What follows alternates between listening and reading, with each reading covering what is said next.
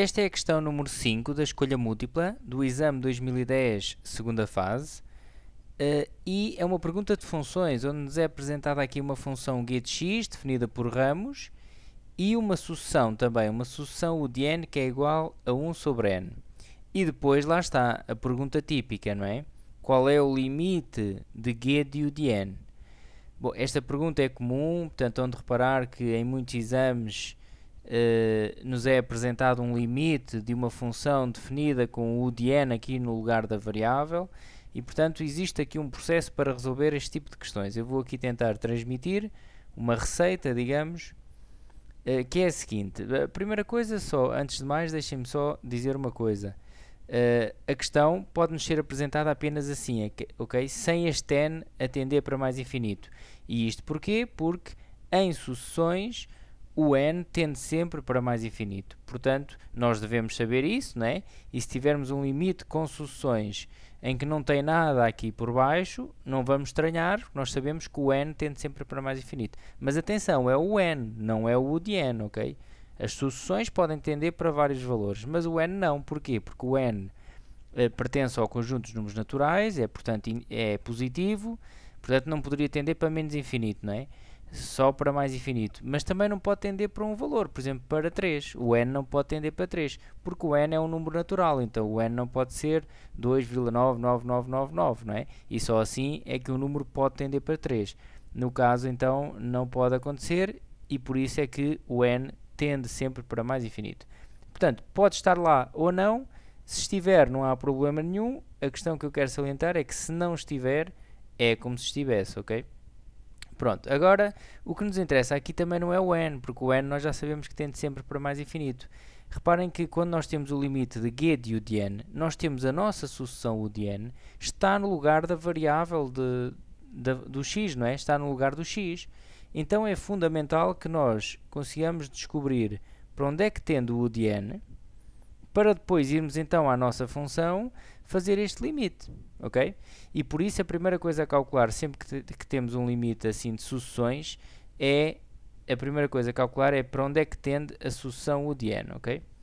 Vamos então aqui calcular. Como é que sabemos para onde é que tende a sucessão U de n? Calculamos o limite da sucessão, ok? O limite de U de n, lá está, o n tende para mais infinito, não era preciso estar aqui, ok? Mas eu vou colocá-lo.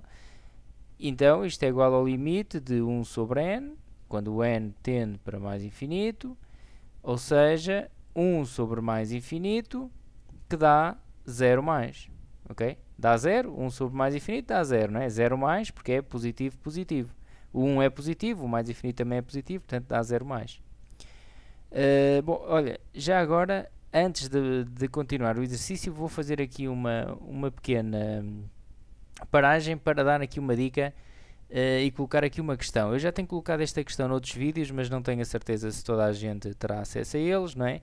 E portanto vou colocar aqui novamente, que é esta questão. Quanto é que dá, por exemplo, 3 menos, 3 menos, não é preciso limar nada, ok? Quanto é que dá 3 menos, é só para salientar aqui um aspecto que costuma suscitar dúvidas. 3 menos sobre 0 menos, quanto é que dá? E eu dou aqui uma ajuda para esclarecer um pouco melhor as coisas. Portanto, uma constante sobre 0 dá sempre infinito. Aí não temos que ter dúvidas. Uma constante sobre 0 dá sempre infinito. A questão que eu quero colocar é dos sinais. Será que dá mais infinito ou menos infinito?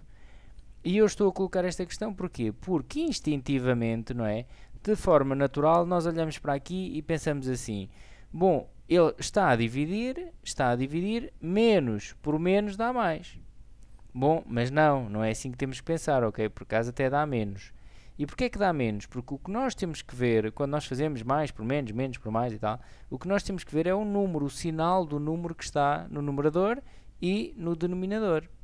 E se 0 menos é realmente um número negativo, porque estamos a falar do 0, não é? 0 menos então está a tender ali para a parte negativa, sabemos que este número é negativo, mas em cima temos um número positivo, não é?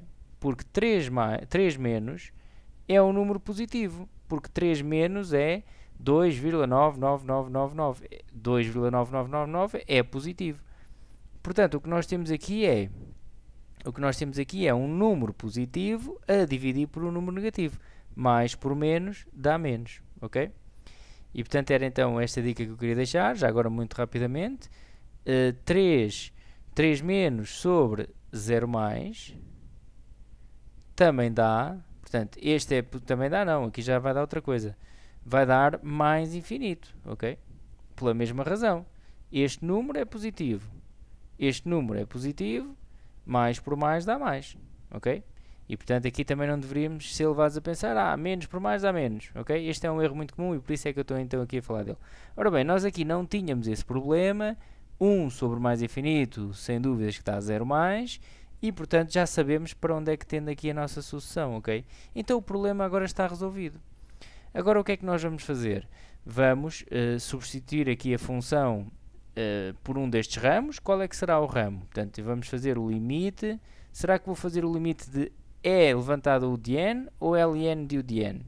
Reparem que eu agora no lugar do x tenho que meter o de n, não é? Eu tenho aqui g de u de n. Portanto, imaginemos que eu queria calcular o g de 3. Se eu queria calcular o g de 3, o que é que eu faço? Vou aqui à minha função por ramos e vou... Bom, o meu x é maior que 0, então vou lá de baixo, né? Ficava ln de 3. Mas se eu quisesse, por exemplo, o g de menos 1, bom, este x que está aqui dentro é negativo, é menor ou igual que 0, via aqui o domínio do ramo, então vou substituir naquela, é levantado a menos 1, não é? E eu aqui vou fazer o mesmo, g de u de n, vou substituir aonde? No ramo de cima ou no ramo de baixo?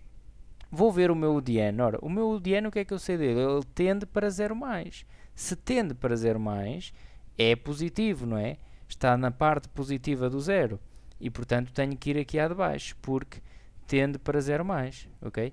Portanto, o que eu tenho aqui no lugar da variável, no lugar do meu x, não é? Tal como eu vi aqui o 3 e o menos 1, fui ver aqui ao domínio, se era maior ou menor que 0, não é? O meu u de n, eu sei que é positivo, não é? Tende para 0 mais. Portanto, é positivo, então vou ver aqui este ramo, ok? É um valor que está aqui deste lado. Então, quero o limite de ln de u de n quando o de n tende para 0 mais. E agora é só aplicar limites, ok? Aplicamos limites, reparem que isto está no lugar da variável e eu sei que esta minha variável que eu agora aqui tenho tende para 0 mais. Se tende para 0 mais, posso aplicar limites. E agora quanto é que dá ln de 0 mais? Bom, agora devemos conhecer o gráfico da função ln de x, ok? Nós conhecemos o gráfico da ln de x, que é este, e sabemos que neste gráfico, nós agora queremos o ln de 0 mais, quando o x tende para 0 por este lado, a função toma valores cada vez mais negativos, não é? A função vai lá para baixo, como podemos acompanhar aqui, portanto é uma assínta, a função vai muito lá para baixo. Portanto, vai dar menos infinito. Quando o x tende para 0 mais, a função vai para menos infinito. E, portanto, temos a resposta ao problema, aqui a resposta D. Certo? Bom, então, até uma próxima!